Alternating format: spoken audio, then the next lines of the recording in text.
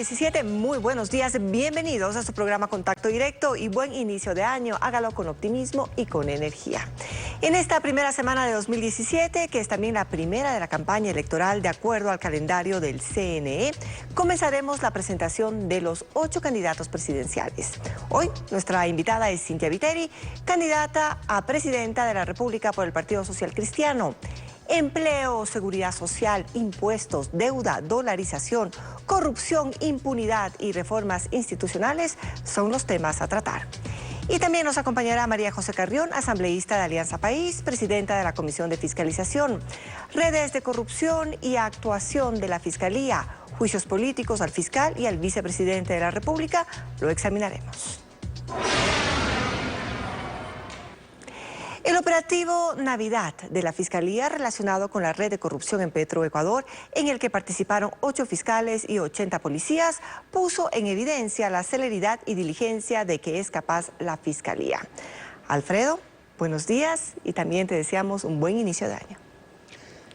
Gracias, Gaby. Igualmente a ti y a toda nuestra audiencia. Buenos días y buen inicio de año. El operativo Navidad evidencia el trato especial y diferenciado que existe para los funcionarios del gobierno involucrados en la red de corrupción de Petroecuador. Pues hubo 2 detenciones preventivas para presentar esas personas a una audiencia de formulación de cargos, aunque el pez gordo, como lo llama el presidente Correa, escapó. Pero cuando hubo la formulación de cargos contra el exministro Pareja, el asambleísta Mauro Andino, presidente de la Comisión de Justicia, lo describió así. Recordemos. Hubo retardo, que no hubo una agilidad, obviamente, porque ¿cómo es posible, Alfredo, que se anuncie con 20 días antes de que se va a formular cargos o se va a vincular a alguien, diciéndole, vea, señor, señorita, ¿sabe qué? De aquí a 20 días vamos a llevar a cabo una audiencia y allí le vamos a vincular. Esté preparada, esto es risible. Pero eso no es todo. El objetivo del operativo Navidad era levantar una cortina de humo sobre el acta del Departamento de Justicia de Estados Unidos de 21 de diciembre que revela otra red de corrupción, la de Odebrecht, que ha pagado coimas por aproximadamente 788 millones de dólares en 12 países, incluido el Ecuador.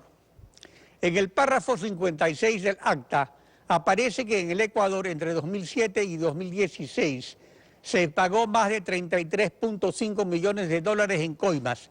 Y en el párrafo 57 pone como ejemplo que entre 2007 y 2008 Odebrecht experimentó en el Ecuador problemas relacionados con un contrato de construcción y acordó con un intermediario, con el funcionario de gobierno, con control sobre contratos, hacer pagos al funcionario para solucionar los problemas y que Odebrecht entregó pagos en efectivo al funcionario de gobierno.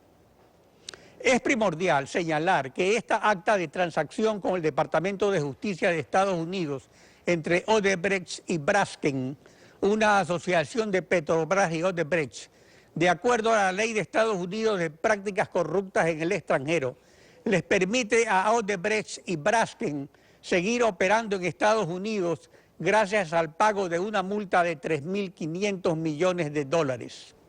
Este acuerdo se concretó por el testimonio de funcionarios de Odebrecht bajo la figura jurídica de la delación, que en los últimos 35 años ha funcionado con éxito en países de Europa y de Estados Unidos para combatir a la mafia, al narcotráfico y al terrorismo. Ahora se la quiere usar también para combatir la corrupción de los funcionarios públicos.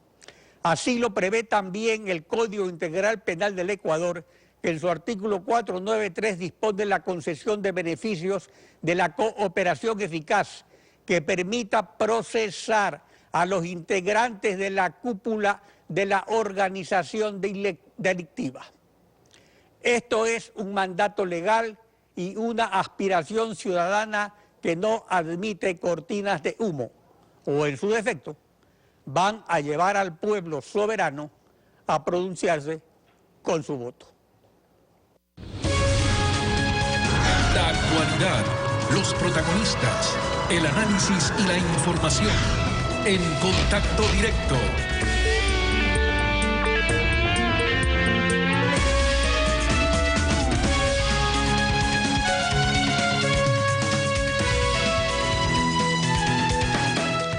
Durante las 6 semanas de la campaña electoral, Contacto Directo tendrá 28 emisiones y hemos previsto 16 con los 8 candidatos presidenciales. Cada una de ellas de 24 minutos de duración. Habrá 2 entrevistas para cada candidato sobre un temario que cubrirá empleo y seguridad social, impuestos, servicios básicos y competitividad, corrupción e impunidad. Las entrevistas serán compartidas por quienes habla o Lenin Artieda con Stephanie Espín o Gabriela Baer. Gaby. Habrá 9 preguntas y un mensaje final de 1 minuto de duración. El invitado tiene 2 minutos para responder cada pregunta. Un reloj o contador en sus pantallas marcará el tiempo. Al final de los 2 minutos, el audio se eliminará para dar paso a la siguiente pregunta. Alfredo. Iniciamos este espacio con Cintia Viteri. Buenos días, bienvenida a Contacto Directo.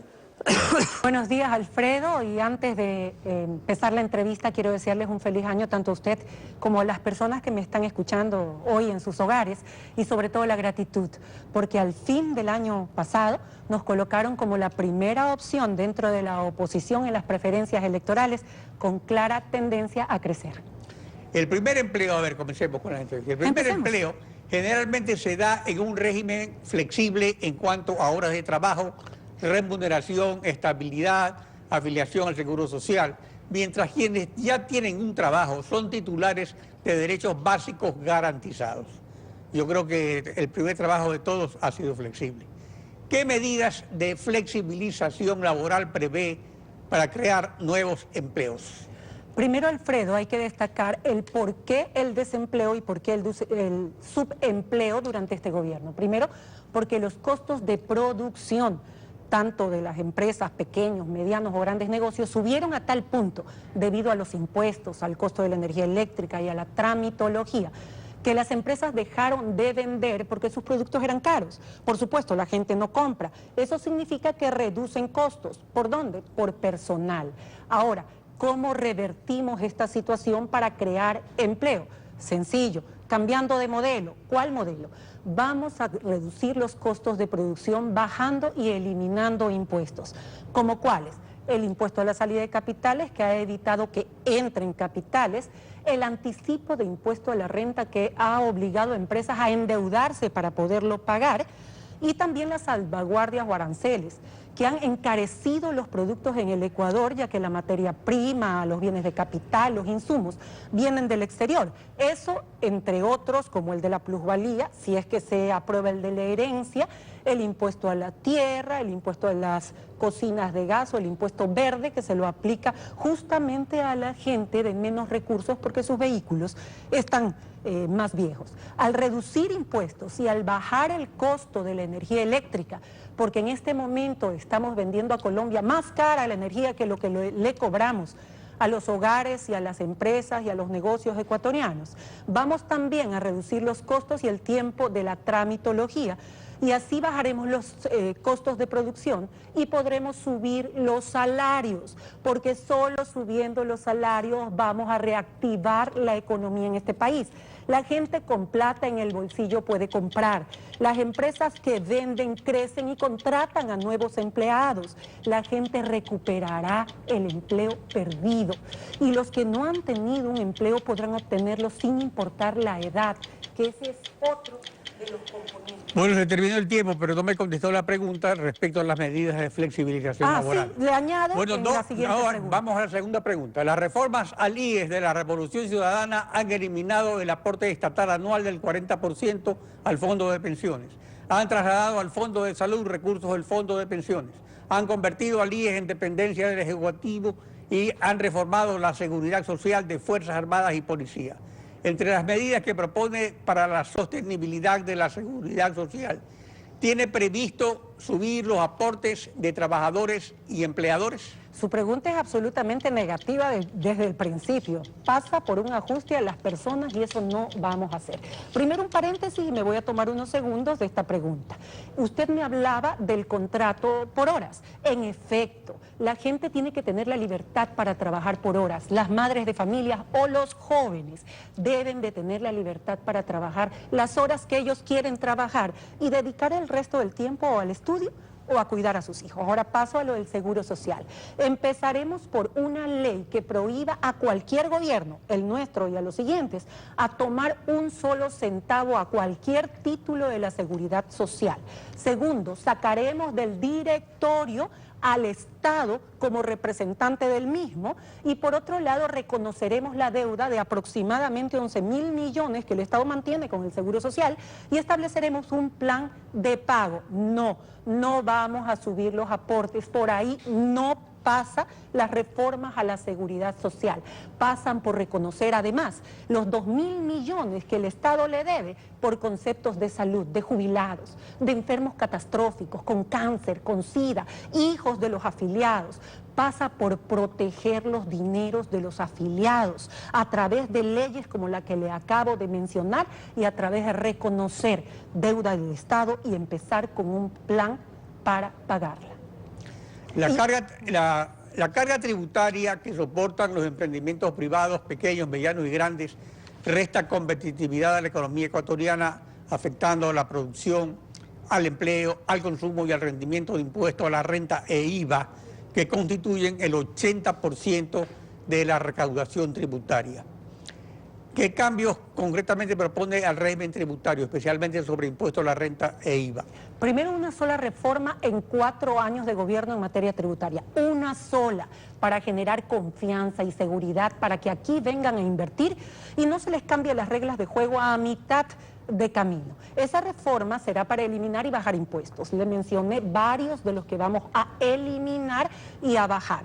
Pero en ese también, dentro de las acciones que vamos a tomar para reducir los costos de producción, también está bajar el costo de la energía eléctrica, pero también a los hogares, Alfredo. Hemos planteado la tarifa cero para la gente más pobre del país, que son alrededor de 1 millón de hogares ecuatorianos, cuyo costo estaría entre 50 y 250 millones de dólares año, que es el 0,8% del presupuesto, por ejemplo. Casi la mitad de lo que cuesta la construcción de uno de los edificios que hace este gobierno, es de la plataforma financiera. Nosotros estamos seguros que bajando los costos de producción vía reducir y eliminar impuestos, vía reducir costos de la energía eléctrica y tramitología, podemos subir los salarios y así reactivamos la economía y nos volvemos competitivos. Aparte de los costos laborales y tributarios, es muy importante para la competitividad el costo del dinero. En el Ecuador este costo cuadruplica o quintuplica el nivel de la inflación para los diferentes sectores, desde el consumo hasta el productivo para grandes empresas y microempresarios. ¿Qué propone para bajar el costo del dinero? ¿Por qué este gobierno dice que entró en crisis? Por el petróleo, por el dólar, porque los otros países pueden devaluar. Mentira. Los países que tienen moneda propia y que siguen el mismo modelo del ecuatoriano, por ejemplo, Brasil, por ejemplo, la Argentina de los Kirchner, por ejemplo, Venezuela, tienen moneda propia y están exactamente en el mismo lugar de pobreza dentro del país. Aquí la gente escapa a Colombia y a Perú a encontrar productos más baratos. No se trata de cuidar las fronteras, no se trata de decirles, como dice el presidente, que son traidores. Se trata de bajar los costos de producción para que los productos aquí sean más baratos y la gente consuma lo nuestro, consuma lo que vendemos aquí y no huya a tratar de que su sueldo le alcance para mantener su familia. La cuestión no pasa por incrementar impuestos o poner normas para que los dineros no suban. Pasa porque en una economía dolarizada como la nuestra, y vamos a proteger la dolarización que ha permitido el ahorro, lo que debemos de hacer es bajar los costos de producción y de esa manera bajamos el costo de los productos, la gente compra aquí y la economía se reactiva. Pero no me contestó si va a bajar las tasas de interés bancario. Las tasas de interés bancario no solamente bajarán por disposición, bajarán porque nosotros tenemos concebido dentro de nuestra propuesta de trabajo que vengan acá banca internacional para que compita libremente con la banca que ahora está en el Ecuador y de esa manera bajen las tasas de interés tanto para el sector bueno, vamos a la productivo siguiente como pregunta. los microcréditos. El Ecuador es un país dolarizado cuyo Banco Central no emite moneda. Es simple depositario del sistema financiero privado, del IES y de los entes públicos, no financieros. Según la Constitución, es una dependencia de la Presidencia de la República del Banco Central. No es prestamista de última instancia, pero según el Código Orgánico Monetario y Financiero, puede disponer de los dineros de sus depositantes para prestárselo al Ministerio de Finanzas. ¿Suprimirá usted el Banco Central? No. ¿Lo mantendrá con las mismas funciones o le dará otras funciones? Primero, lo mantendré. Segundo, recuperará su autonomía. Los dineros depositados en el Banco Central, Alfredo, y que fueron tomados por este gobierno, dentro de toda la política, no solamente de endeudamiento, sino de gasto excesivo, pertenecen a los municipios, a los consejos provinciales, al IES, al ISFA, al ISPOL, pertenecen a los depositantes de la banca y son esos dineros los que ha tomado el gobierno ecuatoriano para seguir con la línea de derroche que ha llevado hasta ahora. ¿Qué vamos a hacer? Le devolveremos la independencia al Banco Central, la autonomía al Banco Central, lo mantendremos y será un custodio de los dineros que no le pertenecen al Estado, sino al ciudadano común. Gracias, Cintia. Después de la pausa, Gaby continuará con la segunda parte de la entrevista. Con gusto. Así es, en instantes con Cynthia Viteri, candidata a la presidencia de la República por el Partido Social Cristiano, reestructuración de la deuda, lucha contra la corrupción y la impunidad, reforma institucional al modelo político y económico. Ya regresamos.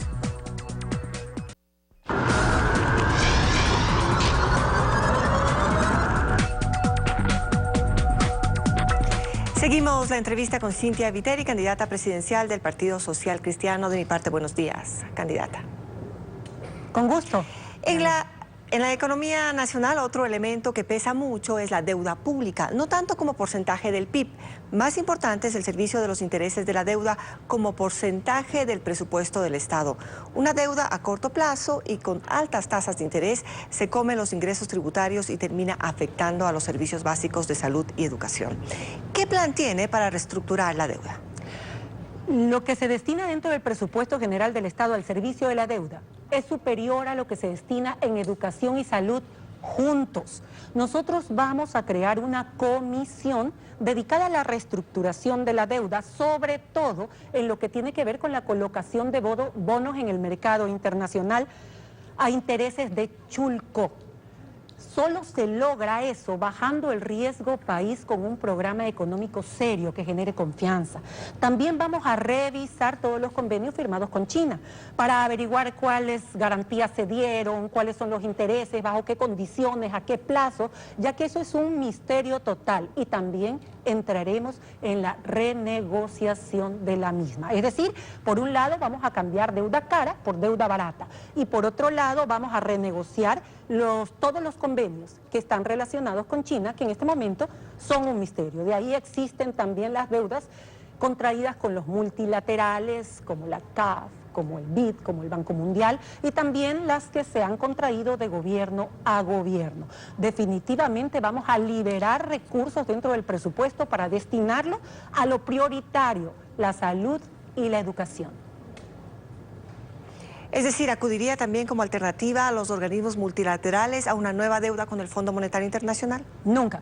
No estoy hablando del Fondo Monetario Internacional, que pasa por ajustes siempre del lado de la gente. Eso pregúntenle a este gobierno, que habló tanto del Fondo Monetario Internacional para al final ir de rodillas ante el mismo por dos vías. Y una de ellas fue a adoptar un mecanismo para eliminar, esfumar, desaparecer gran parte de la deuda pública, que tenemos que empezar ahora, Cynthia, por reconocer. Una reestructuración de la deuda para que tenga credibilidad necesita un plan de ajuste económico. En el modelo de preponderancia estatal que actualmente rige, ¿qué sectores ajustaría? Durante esta década se han gastado alrededor de 23.000 millones de dólares. Gabriela, ¿saben qué? en asesorías millonarias, consultorías, espionaje, publicidad, viajes, viáticos, en caballitos, en lujos de la revolución ciudadana para maquillarla. Esos lujos van a ser eliminados. Se acabaron los carritos que manejan los funcionarios públicos y el costo que eso representa. Se acabaron los celulares pagados por la gente que paga sus impuestos. Se acabaron los viajes de los asambleístas a cualquier lugar del mundo. Se acabó el despilfarro, por un lado. Y por otro lado, solamente trasladando parte del gasto de la inversión, gasto de inversión, por ejemplo, 4.000 millones de dólares que podríamos trasladar al sector privado, que están, por ejemplo, en los segmentos de aviación, de farmacéuticas o de obras públicas que maneja este gobierno, también liberaríamos recursos para que sirvan a los objetivos primordiales que tiene que tener el Estado. Es salud, es educación, es justicia, es seguridad. En este panorama generalizado de dispersión del dinero de los contribuyentes, la corrupción y la impunidad juegan un rol importante porque sustraen dineros del pueblo, quitando posibilidades de atender a los más pobres. ¿Qué propone contra corrupción e impunidad?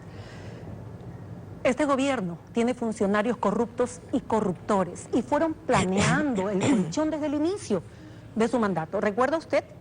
Cuando eliminaron los informes previos de la Contraloría, dizque para que los contratos sean más rápidos y no se retrase la obra pública, después pasaron por los contratos de emergencia, por los contratos complementarios, por figuras como aquella del giro específico del negocio en el sector petrolero.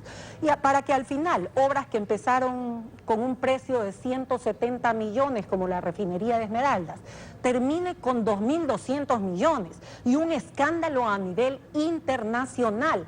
Todos los hechos de corrupción más grandes de este gobierno han venido de afuera, de denuncias de otras autoridades u otros países. ¿Qué vamos a hacer nosotros? Empezando desde los pativideos, pasando por los Panama Papers, por el caso de Brecht, por los chalecos, por las ambulancias, por los radares, por el caso Cofiec, por el Comecheques.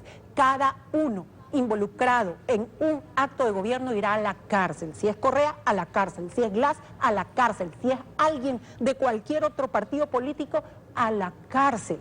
Esa acción se la llevará a través de 3 vías. Número 1, vamos a recuperar las comisiones anticorrupción que denunciaron casos durante este gobierno y vamos a unirlas con comisiones internacionales para que puedan transparentar los contratos a nivel nacional. Número 2, una veda civil a cada una de las empresas constructoras, por ejemplo, que estén involucradas en actos de corrupción.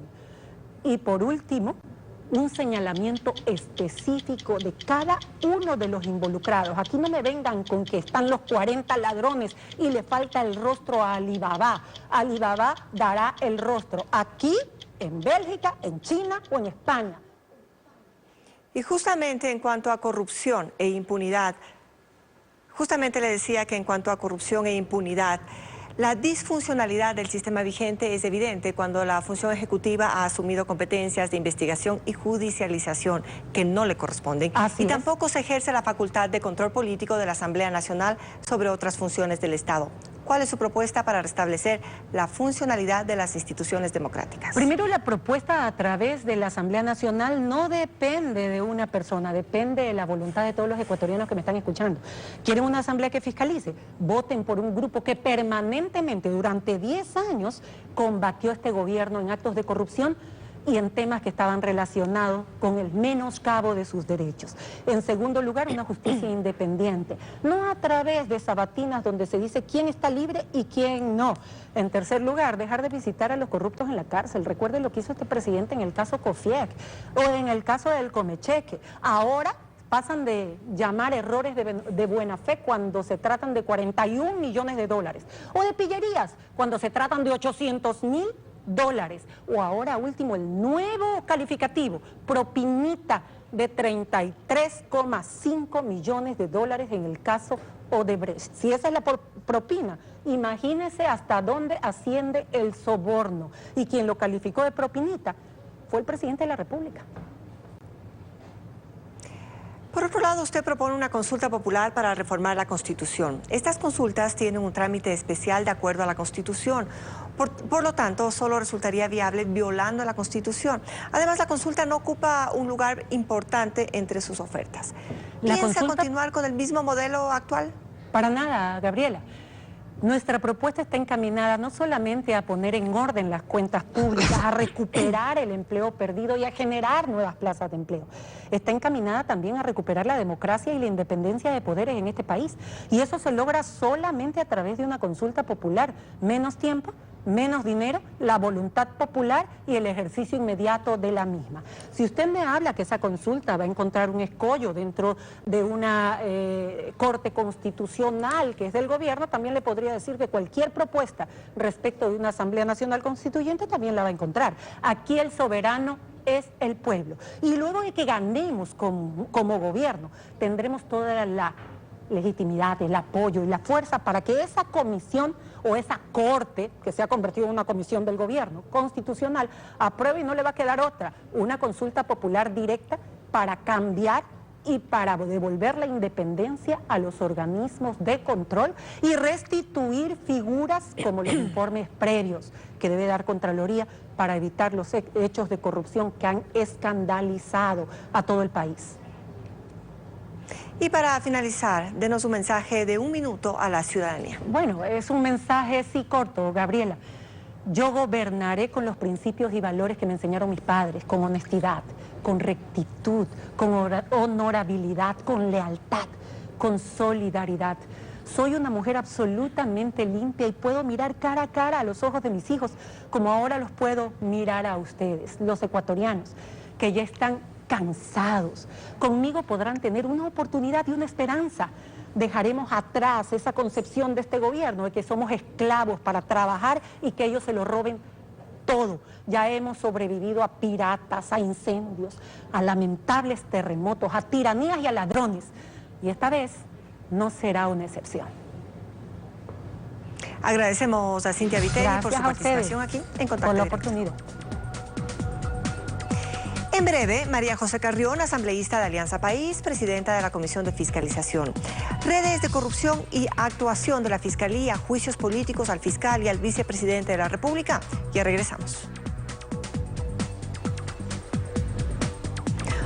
Una nación sin elecciones libres es una nación sin voz, sin ojos y sin brazos.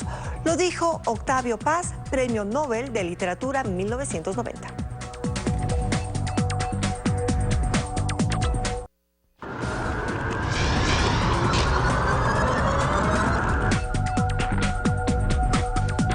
El operativo Navidad fue organizado por la Fiscalía para irrumpir la noche de Navidad en un domicilio privado y en varios domicilios privados en Guayaquil y detener a un ciudadano al que después de 2 días en Quito le organizaron una audiencia de formulación de cargos. Fue el único detenido en el proceso por lavado de activos de la red de corrupción de Petroecuador.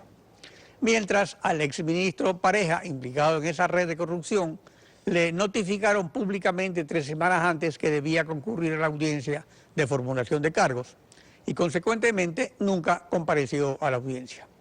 María José Carrión, asambleísta de Alianza País, presidenta de la Comisión de Fiscalización de la Asamblea Nacional. Buenos días, bienvenida a Contacto Directo. Buenos días, Alfredo. Un saludo a usted y a todos quienes hacen Ecuavisa y a los ciudadanos y ciudadanas que tengan un maravilloso año 2017. La comisión que usted preside se dio por satisfecha con las explicaciones del fiscal general respecto al escape o fuga del exgerente de Petroecuador y exministro de Hidrocarburos, Carlos Pareja Yanuseli. ¿No se debió detenerlo con un operativo similar al de la Operación Navidad, que también se usó, por ejemplo, para Alex Bravo? Bueno, ahí hay algunas explicaciones que el señor fiscal general de la Nación las hizo tanto de forma verbal y otra documentada. Sin embargo, nosotros hemos pedido otros documentos que en los siguientes días estarán entregando a la Comisión de Fiscalización para complementar la información y seguir con el análisis. Es importante decir que esta Comisión de Fiscalización ha actuado con absoluta celeridad en cuanto a la responsabilidad que le delegó el Consejo de la Administración Legislativa y, sobre todo, a nosotros qué nos interesa y al país qué le interesa. Que se recuperen primero los dineros, y hemos visto tanto que la policía, por determinación judicial y de fiscalía, han hecho las siguientes incautaciones a los siguientes días de las investigaciones, lo cual permite ir recuperando esos dineros, y eso son buenas noticias para el país. La Operación Navidad también ha dado resultados, y ahora ya tenemos otros implicados y aparentemente cabecillas. En este caso sería el primo de Pareja Yanuseli, el señor Pareja Cordero. De tal forma que probablemente en los próximos días se darán estas detenciones. Sin embargo, ahora, pero el asunto que yo le preguntaba era el seguimiento. Tratamiento especial y diferenciado que hay para los ciudadanos privados y los funcionarios públicos. O sea, debería tratarse a todos iguales. O sea, igual a irrumpir de madrugada en la casa de que es funcionario público, así como si irrumpen en la que es funcionario privado. O sea, no es censurable lo que hacen con los funcionarios privados, con las personas privadas, pero deberían hacer lo mismo con los colegas. Bueno, esas ya son determinaciones y la celeridad que en su momento determina tanto Fiscalía así como también la justicia. De recordar que el fiscal solicita acciones ante la justicia y es el juez o la jueza que determina si efectivamente se llevarán a cabo este tipo de acciones judiciales específicas. Por ahora, supuesto para juzgar ese para tipo de nosotros responsabilidades, María José, existen los juicios políticos, que se refiere a la responsabilidad política de no aplicar la ley igual para todos o correctamente. O sea, no es un juzgamiento penal. Por ejemplo, en el caso del fiscal Carlos Chiriboga, para examinar por qué no aplicó con el exministro Pareja los procedimientos cautelares que ha aplicado contra Alex Bravo y ciudadanos privados, o contra el ex vicepresidente Jorge Glass, para que dé explicaciones sobre las irregularidades cometidas y comprobadas por Fiscalía en decenas de contratos por funcionarios que directamente le reportaban a él. O sea, ¿qué es lo que impide estos juicios? ¿Por qué no son necesarios? La disciplina partidista, la campaña electoral. Bueno, Alfredo, primero decir que nosotros en el caso de Odebrecht, ya que usted lo ha topado en este momento, en el tema de Odebrecht nosotros hemos hecho una solicitud a la Contraloría General del Estado con fecha 28 de marzo, muy tempranamente en relación a la investigación que debía desarrollar, de acuerdo a lo que nosotros consideramos en su momento. Aquí está la solicitud que se le hace al Contralor Polit, no por denuncia ni por un hecho politiquero, ni de la oposición, ni de ningún sector digamos, político nacional, ni siquiera de la oposición de la Asamblea Nacional. Apenas salen las denuncias en Brasil de Odebrecht, para nosotros ya fue una preocupación, particularmente para mí como presidente de la Comisión de Fiscalización, y se actuaba con celeridad. El 28 de marzo, Alfredo, ya se pidió a la Contraloría que nos informe sobre las contrataciones que tenía Odebrecht y sobre posibles exámenes especiales que la Contraloría de oficio debe haber realizado. Efectivamente nos contesta el 31 de marzo y nos contesta en noviembre sobre estos eventos realizados por la Contraloría de acuerdo a su desarrollo normal. Se actúa con celeridad. En lo que tiene que ver, Alfredo, en lo que tiene que ver, permítame, Alfredo. En la denuncia de Odebrecht, y es de que eso está en el acta, digamos, del Departamento de Justicia, y cuando ponen el ejemplo, en el párrafo 57 de esa acta, dice que se refiere a que cuando Odebrecht tuvo problemas en el Ecuador 2007-2008 por un contrato de construcción, sabemos que fue San Francisco, que el presidente Correa los expulsó del país, que dice que un intermediario se contactó con la persona que controla los contratos. ¿Quién es esa persona? ¿Sería el Contralor o el vicepresidente o el ministro encargado de los sectores estratégicos? Y que a esa persona se le dio un soborno.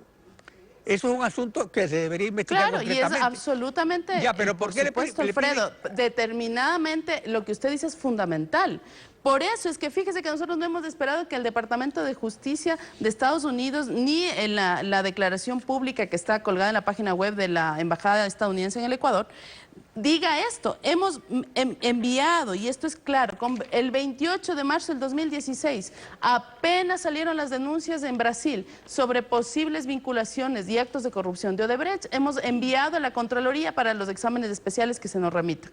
Ya a fecha de hoy hemos pedido también el examen especial a las declaraciones juramentadas, porque hay que recordar que el contrato mayor que tiene actualmente Odebrecht en el Ecuador es con el municipio de Quito. Hemos pedido exámenes especiales al alcalde de Quito, a su patrimonio y al de su familia. Hemos pedido también que se nos haga llegar el examen especial realizado. No solamente que es el único contrato, es el mayor actualmente por $1.000 y pico de millones, y es más o menos Por la supuesto. mitad de otros 6 contratos que ha tenido con este gobierno durante esos 6 años. Pero aquí Por hay un supuesto. detalle muy Y importante. también se ha Ustedes, pedido, los Alfredo, asambleístas, permítame no una man- información, espere, es que permítame... Ustedes no manejan Permíteme para dinero. cerrar la idea, Alfredo. Ya. Exacto, permítame para cerrar la idea.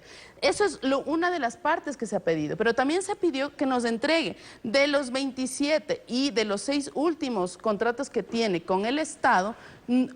Cuando hablamos del Estado no hablamos solo del gobierno central, hablamos del gobierno central, hablamos de los gobiernos locales, que se nos entregue la información. Y en cuanto a lo que usted decía, Alfredo, de esta posible inicio de juicio político de los asambleístas en relación al vicepresidente de la República, usted sabe perfectamente, y los ciudadanos deben conocer, que para proceder a un juicio político al señor vicepresidente de la República, primero que los asambleístas deben reunir una documentación, las pruebas necesarias sobre vinculaciones específicas en temas de crímenes de lesa humanidad, en temas de delitos contra las arcas públicas y en temas específicos que tienen que ver con inestabilidad comprobada, así lo dice la Constitución de la República. De tal forma que los asambleístas que ahora están pidiendo este supuesto juicio político al señor vicepresidente tienen que reunir las firmas. Yo puedo certificar, Alfredo, que ningún asambleísta de oposición ha entregado a la Comisión de Fiscalización las pruebas, que ninguna autoridad de control hizo llegar a la Comisión de Fiscalización pruebas que vinculen ni al señor presidente de la República ni al señor vicepresidente de la República. Pero además, Alfredo, es muy importante decir al pueblo ecuatoriano, la asambleísta, ex asambleísta que hace un rato habló, Cintia Viteri, que habla tanto de la lucha contra la corrupción, que habla tanto de su plan de gobierno, quiero decirle que en 21 años de legisladora jamás inició un juicio político. Yo tengo la certificación de la Asamblea Nacional que jamás ha impulsado ni una ley y tampoco ha impulsado un juicio político. Por Ahora, tanto, respecto a el lo que yo juego le de iba la a decir oposición antes es lo también, siguiente. Alfredo, y eso es Ustedes han importante pedido decir. informes al Contralor y al Fiscal, pero aquí hay una cosa, o sea, la Comisión de Fiscalización no tiene la obligación, digamos, de controlar a los funcionarios públicos, sino a los que controlan a los demás. O sea, tienen un poder especial que les dé el pueblo para controlar al gobierno. Ustedes no manejan plata del gobierno, son otros los que lo hacen. Así es. Y de controlar también Así a los es. que controlan, a los que manejan la plata. Pero aquí está ocurriendo que Así es. los problemas existen es con los que manejan la plata y existen también con los que controlan a los que manejan la plata, no con ustedes. Con ustedes se tiene el sentido de que Precisamente, piden informes, precisamente, pero que piden Alfredo, informes por cuando eso- ya aparecen evidencias o pruebas desde el extranjero de que han Alfredo, ocurrido no es cosas que así. no se Le han estamos detectado diciendo, aquí. Sí. Alfredo, le estoy demostrando con este documento certificado y pido a las cámaras que ojalá puedan indicar este documento. Este documento, el 28 de marzo del 2016, en relación al tema Odebrecht, ¿quién firma? La doctora María José Carrión, pidiendo al señor Contralor General del Estado, específicamente aquí, que entregue a la comisión todos los exámenes especiales hechos en relación a la compañía Odebrecht. Ya le entregó. No hay todavía, están entregándonos en estos momentos todavía. Pero se nos eso hizo fue- dos eso fue alcances de la pedido. información. Perdón, eso fue pedido En marzo de este año, en Pero marzo casi de este un año, año, Alfredo, y es lo que le después- estoy diciendo. Pero Así entonces- es, nos están entregando la documentación porque usted sabe, Alfredo, usted conoce perfectamente los tiempos de Contraloría. Los exámenes especiales no son exámenes que se hacen de un día para el otro. Son exámenes que en muchos casos duran 6 meses y en otros casos cuando se alargan Pero autorizó, por documentaciones y ejemplo, el otros- regreso de Odebrecht. Cuando Odebrecht regresó fue gracias a un informe de Contraloría. Y ahí Por se estuvo a supuesto, tiempo. pero fíjese que además en Estados Unidos, usted mismo dio la información el día de hoy, se pide un pago de una multa de 3.500 millones de dólares a la compañía Odebrecht para seguir funcionando en Estados Unidos. Eso ocurre. En el caso del Ecuador, el presidente de la República negó la participación de Odebrecht durante 2 años hasta que acepte 2 condiciones. La primera, un pago de 57 millones de dólares por los arreglos y de todo el mantenimiento que debía haber hecho a la hidroeléctrica. Y en segundo lugar, una multa de 20 millones por lucro cesante, es decir, por lo que dejó ganar el Ecuador por esta obra que fue mal construida. A partir de ese cumplimiento es que Odebrecht vuelve al Ecuador. Pero fíjese que Estados Unidos toma la misma resolución. Fueron 3.500 millones de dólares que está de acuerdo, según la información emitida por el mismo Departamento de Justicia de Estados Unidos, que le pide el Estados Unidos a Odebrecht para que la compañía Odebrecht pueda seguir funcionando. Exacto, para que en su siga país. funcionando no Por solo en tanto, Estados Unidos, exacto, sino que lo lo que es mismo. importante en los organismos multilaterales de crédito que financian obras. Esa es la verdad. Exacto, Alfredo, de tal Bueno, le forma agradezco que su es lo mismo participación que en el Contacto gobierno Directo. nacional ha hecho y Se nos acabó el efectivamente tiempo, la María justicia José. ecuatoriana ha hecho. Muchas gracias, Gracias Alfredo. también. Un buen día. Buen día. Gaby. Bueno, así concluimos. Los dejamos ahora con las noticias de la comunidad. Alfredo. Nos vemos mañana.